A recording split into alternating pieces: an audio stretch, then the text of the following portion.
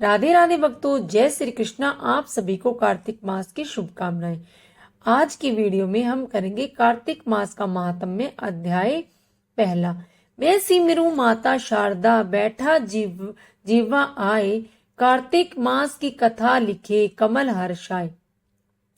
निमिषारण्य तीर्थ में श्री सूत जी ने 88,000 सनकादि ऋषियों से कहा, अब मैं आपको कार्तिक मास की कथा विस्तार पूर्वक सुनाता हूँ, जिसका स्मरण करने से मनुष्य के सभी पाप नष्ट हो जाते हैं और अंत समय में वैकुंठ धाम की प्राप्ति होती है।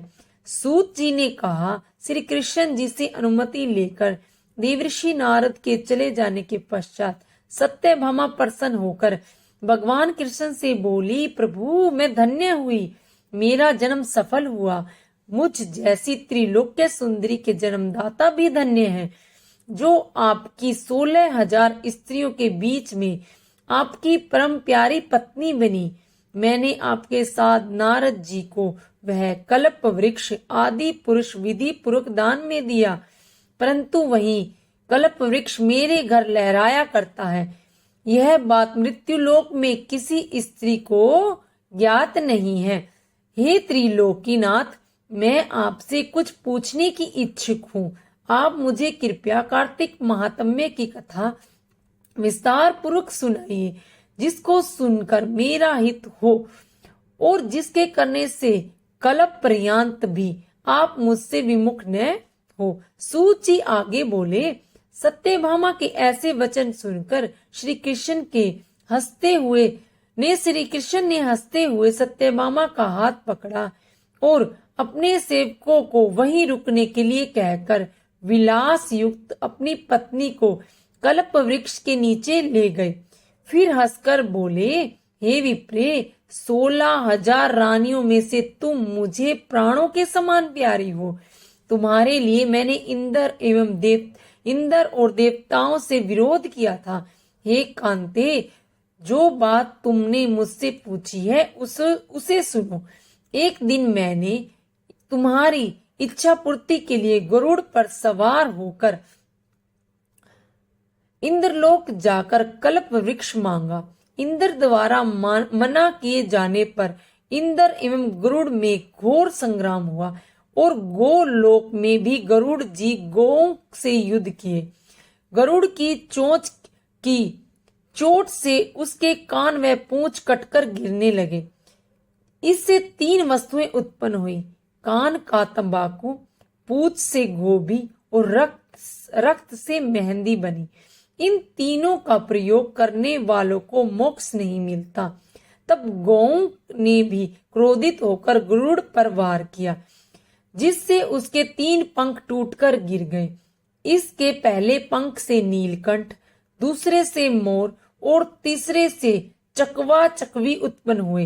हे विप्रे, इन तीनों का दर्शन करने मात्र से ही शुभ फल प्राप्त होता है। यह सुनकर सत्यभामा ने कहा, हे प्रभो, कृपया मुझे पूर्व जन्म के विषय में बताइए कि मैंने पूर्व जन्म में कौन कौन से दान, व्रत और जप नहीं किए। मेरा स्वभाव कैसा था, मेरा जन्मदाता कौन था और मुझे मृत्युलोक में जन्म क्यों लेना पड़ा। मैंने ऐसा कौन सा पुण्य कर्म किया था जिससे मैं आपकी अर्धांगिनी हुई। श्री कृष्ण ने कहा, हे विप्रे, अब मैं तुम्हारे द्वारा पूर्व जन्म के किए गए पुण्य कर्मों का विस्तार पूर्वक कहता हूँ, उसे सुनो। पूर्व समय में सतयुग के अंत में मायापुरी में अत्रि गोत्र में वेदांत का ज्ञाता देव शर्मा नामक एक ब्राह्मण निवास करता था। वह प्रतिदिन अतिथियों की सेवा, हवन और सूर्य भगवान का पूजन किया करता था। वह सूर्य के समान तेजस्वी था। वृद्ध अवस्था में उसे गुणवती नामक कन्या की प्राप्ति हुई। वह पुत्रहीन ब्राह्मण ने अपनी कन्या का विवाह अपने ही चंद्र नामक शिष्य के साथ कर दिया। वह चंद्र को अपने पुत्र के समान मानता था और चंद्र भी उसे अपने पिता की भांति सम्मान देता था। एक दिन वे दोनों कुश व समीधा लेने के लिए जंगल में गए।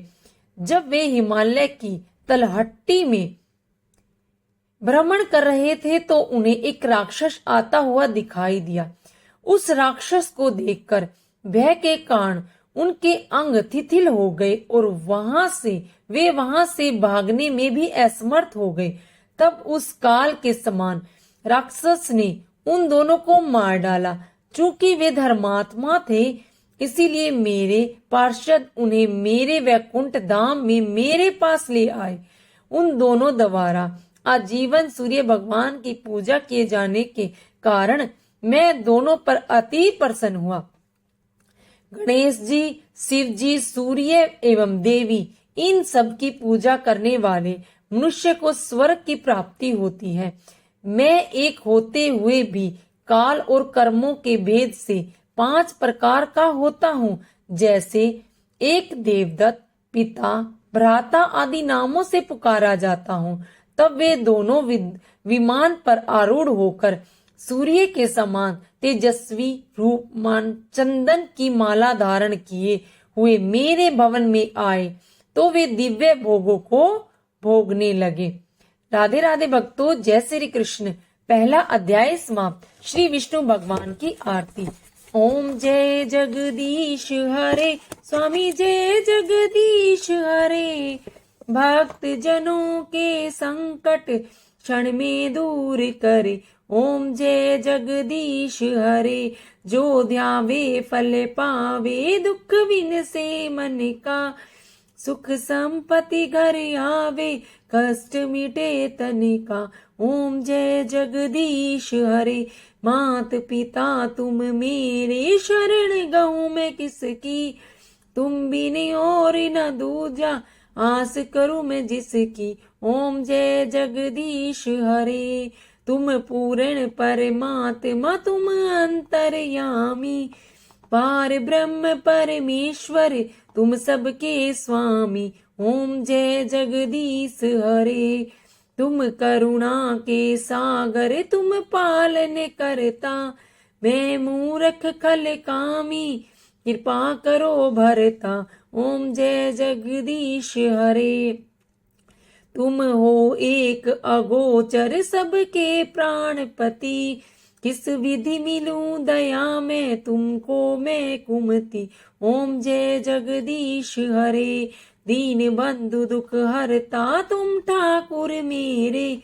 अपने हाथ उठाओ द्वार पड़ा मैं तेरे। ओम जय जगदीश हरे, विषय विकार मिटाओ पाप हरो देवा। श्रद्धा भक्ति बढ़ाओ संतन की सेवा। ओम जय जगदीश हरे, श्री विष्णु भगवान जी की आरती जो कोई नर गावे। कहत शिवानंद स्वामी मनवांछित फल पावे।